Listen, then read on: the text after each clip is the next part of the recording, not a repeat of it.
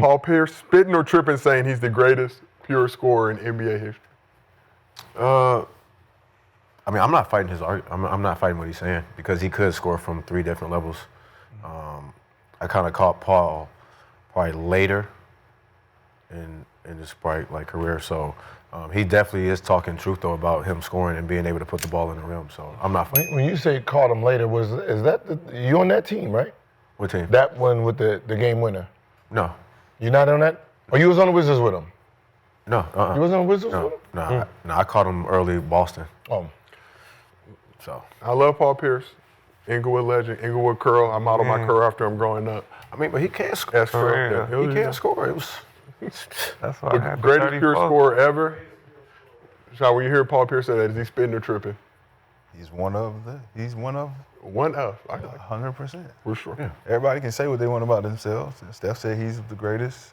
A lot of people say, but he's definitely one of them. He's one that I studied when I was in high school. Sure. Him and Kobe, Too. Allen Houston. So when you say he's one of them, is he top 3 or top 5? I don't think I wouldn't even put no number on all that because there's so many niggas that can just put the ball in the basket from the purest standpoints. 3, 4, 5 level scoring. He one of them. By far. I'm not gonna say who the best or who whatever, because everybody got their own list, but he definitely up there. Yeah, for sure. Probably the GOAT out of LA for sure, just with the name-wise. That's why I wore 34 in high school. You know, I was trying to. Truth. Yeah, the truth, man. It's cold. Sneaky bounce though. Sneaky bounce, the He was hang more in the air. athletic than it'd be. He was athletic, but he. The Inglewood build. He was quicker than you thought. Yeah, all that it's like- shit. All that he little was slow sneaky, baby yeah. fat shit. Yeah. That shit out the window when he got the ball. Inglewood hood body. You No say muscle you definition. go out of LA? Yeah, Paul He better than Kawhi Leonard? yeah, Kawhi from Riverside. yeah. We know. I mean, it's LA. I mean, you said the whole county of LA. I'm just saying. IE, Kawhi Leonard got two. Then you just got 2 Finals MVPs. That's it. And he's a pure scorer. He's a sense. He only playing no seasons and don't play. He a pure scorer too, though.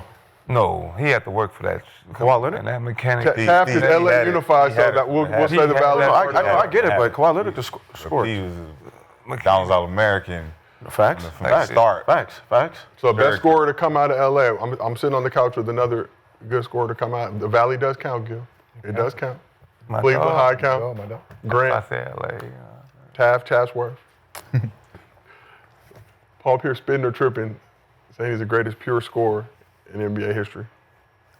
I mean, he has an argument when you're talking about just levels of scoring and knowing how to score. You're talking about post-up, duck-ins, mid-range, 3, isolation, great at the free throw line, great around the basket. When you're talking about the idea of, if I cut this off, what else do you have? If I cut this off, what do you have? So when people talk about 3-level scoring, it's considered basic basketball talk because that's casual talk, right? When you're talking about the 5, 6, 7, realm of scoring, you're talking about a different group of players, right? There's only a few players, handful of players that are in the 5, 6, 7, right? No matter how good they can score from mid-range or the 3, did they have the post-up game? Did they have the ISO game? Can they move without the ball? Do they have the duck-in game? Right? Are they great in double teams, right? Are they great free throw shooting guys? So, when you're talking about just an all-around level of scoring, yeah, he can put himself in that conversation. All right, well, now let's shift to my next question. So, in all your expert opinions, who is the best pure scorer you've seen with your own eyes? It's easy for them. Best pure scorer that you've seen. Don't have to be all time, but in your own personal opinion, you watched them and said, this is a pure scorer right here. Besides myself? I am legend. Hey, I wouldn't even knock you for that one. Yeah. I am legend. I wouldn't even knock you for that one. Drew League Hall of Fame. Jersey hanging in the rack. I would say just somebody that could score, Pure scorer. pure scorer. Just easy. Just easy. I'd say probably Beasley. Michael Beasley. Interesting, Swaggy. Got you. A great teaser for what's to come. Got you over there shaking ass, huh? Yeah. Got you over there shaking ass, scared. You gonna mention that man's name? May like have that. you shaking ass. Come on, man. I want to see it. May have you shake some ass. I'm gonna go with KD. So you're gonna say KD Yeah. that you've seen best pure scorer, like Paul mentioned in his 7 foot, Yeah. playing the 2, playing the 3, his ability to do things that previously Yeah, I ain't never seen anything like that. weren't permitted by people his size. Every time. I don't know. I would say probably Jamal Crawford, for real. I would say Michael Jordan. Michael Jordan, a very good choice, a very pure scorer. How about yourself? Number 8. Marcus Johnson from the Clippers? No. Okay, what's number 8? Little Fro. Little Fro Kobe. Little Fro Kobe. The number 8 Kobe. And what was it about the number 8 Kobe and his pure scoring ability that impressed you? Raw talent, different. When you're talking about what he was doing as a 18, 19, 20-year-old at that level, it was purity. Like when we're just talking about purity of the game, especially the game back then, like scoring is IQ. Just some people just have a gift of scoring. Like you can put T-Mac in there. Even somebody like Vince Carter was a natural scorer. I mean, even if he used his ability or didn't at that level. I mean, you know, some people just know how to put the ball in the basket. You know, so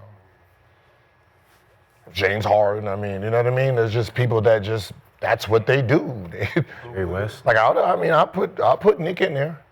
When I seen him work out, I was like, man, if I had to take him and say, hey, take everybody in the NBA and mimic everything Kobe does, I thought he was the only person that can do it at that level. Like when people said Kobe's the next thing to Jordan, they're talking about the movement, right? The fadeaway, everything you can take. So you have Jordan, someone can mimic it, that was Kobe.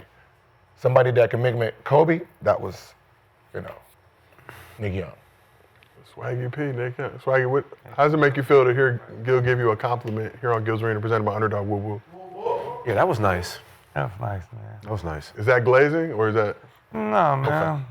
That's just, he's been giving me confidence for years, man. Damn.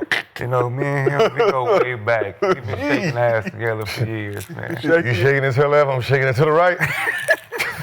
Ass shaking going on Hey, man. Whatever, man. between this dynamic duo. And we're going to talk more Beasley in a second. Look how you look at me, I'm boy. just saying, $1 million, Swaggy.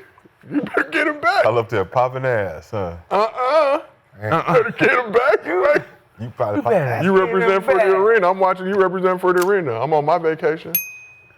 Man, damn. Some people got to take medicine, so I was a little nervous. I bet. All right, well, let's keep this thing moving. Today's podcast is sponsored by Rough Greens.